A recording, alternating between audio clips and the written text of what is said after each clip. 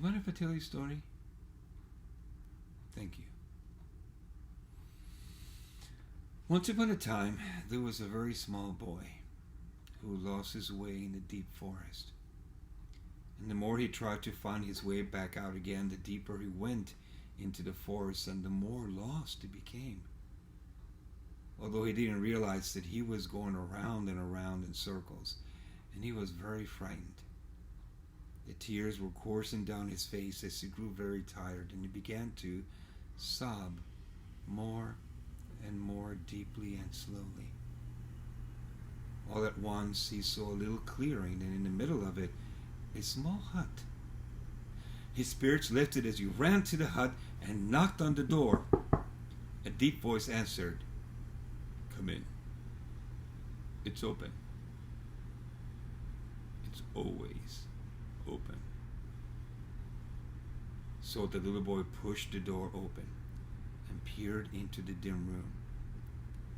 As his eyes grew accustomed to the half-light, he saw, sitting at the table in the corner, a very large and very old man.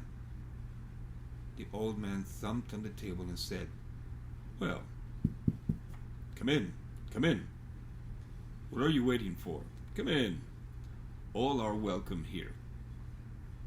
And so the little boy went in and stood a few paces away from the old man, who asked, "Are you lost, little boy?"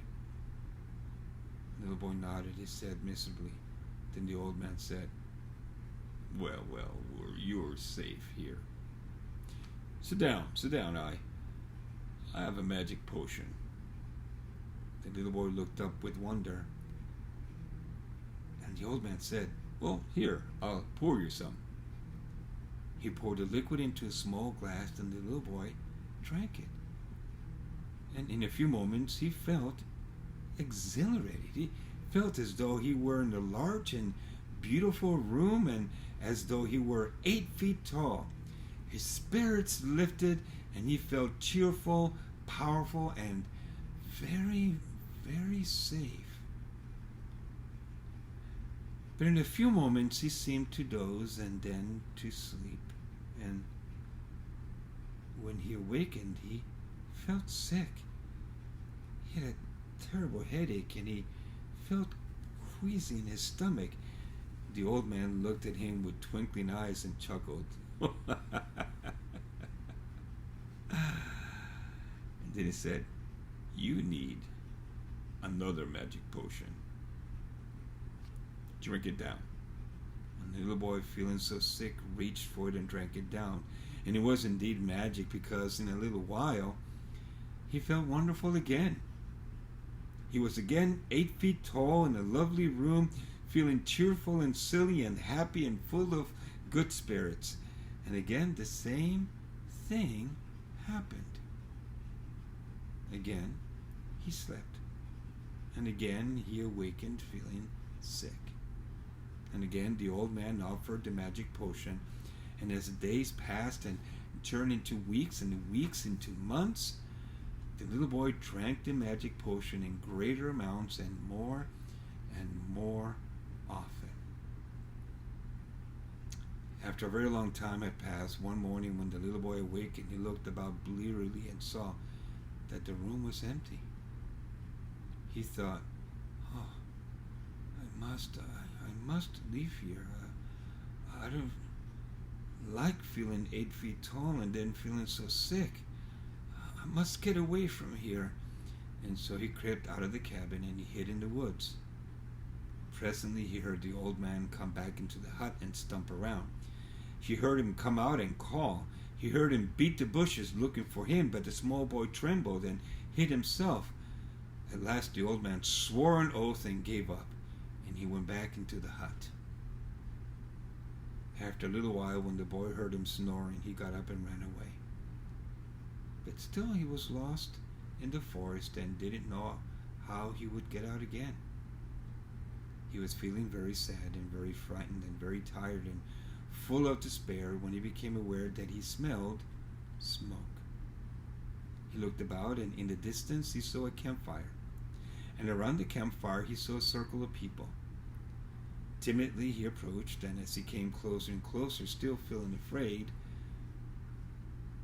but beginning to feel a little hope, he smelled something delicious cooking on the campfire. He crept nearer and nearer, but he was so weak that before he could reach them, he fell and he was too faint to get up again. And as he lay there, almost unconscious in the leaves, he felt someone lifting him up in strong arms and carrying him. When at last he dared to open his eyes, he was propped up among a group of people who were circling the campfire. When they saw that he had opened his eyes, they greeted him and asked his name. When he told them his name, they each said their names around the circle. And then they gave him a little cup filled with a delicious stew. At first he was afraid it was another magic potion, hesitated to eat it, but they said, no, this is not a magic potion. This is good, healthful, nourishing food. Eat it without fear. So at last he did, and presently he could feel the strength coming back into his body. He stayed with these friendly people until his strength returned, and he felt himself growing taller and strong. And then one spring day again he wished to leave the forest, and it came to pass that several of the people around the campfire decided to leave the forest together, so the little boy went with them. His heart felt light and full of hope because he was finding his way out of the forest. They had a map, and each day they drew closer to the edge of the dense forest until one day they emerged into full sunlight, and the little boy's heart jumped with joy and hope as he looked about him. But, they said to him, we are not yet in the clear, for before us there is a very high and fierce mountain, which we have to climb. And sure enough, there ahead was a huge barrier mountain, and his heart sank, for he could not see how he could possibly have the strength or the skill to climb the mountain. But his friends said, watch us. Do what we do, and you will make it. The first rule is not to look up and not to look back. The second rule is to find each handhold in turn on the face of the mountain, hand over hand, one foot after the other, and you will reach the top. And so he started. It was slow, and it was difficult, and sometimes he thought his strength was not great enough and he would have to let go and fall back. But then he remembered not to look up ahead and not to look back, but simply to look at each handhold in turn and each foothold, one after the other, until one day he found himself gloriously at the top. As he looked out from the top of the mountain, he saw spread out below a beautiful plain. There were gardens. There was a fine city teeming with happy, busy, active people. And he thought, oh, I must hurry to get there, because then I will have returned to the world that I seek. But with dismay, he looked down and he saw that just as he had climbed the difficult climb up the mountain, now he must find his way down the other side, hand over hand and foot after foot. Then he said to himself with resolve, it will be easier going down the mountain back to my world than it was climbing the mountain. For I will remember not to look ahead and not to look back, but to find each handhold and each foothold, one after the other. And if I keep steady on, I will make it.